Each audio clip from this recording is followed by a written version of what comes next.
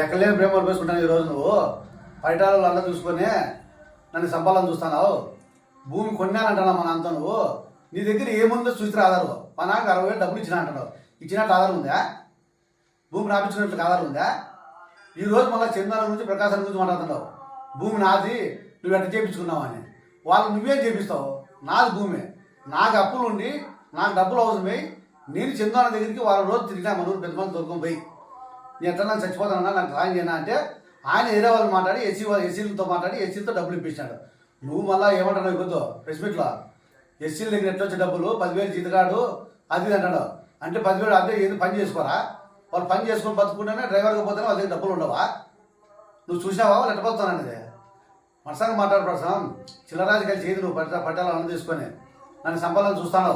ఖచ్చితంగా నేనేమన్నా అయితే పరిటాల శ్రీరామ్, పరిటాల సిద్ధమ్మ, బాలాజీ నువ్వు ఖచ్చితంగా నాకు మీరే ప్రాణహాని. మీ గురించి తప్ప నాకు ప్రాణహాని లేదు.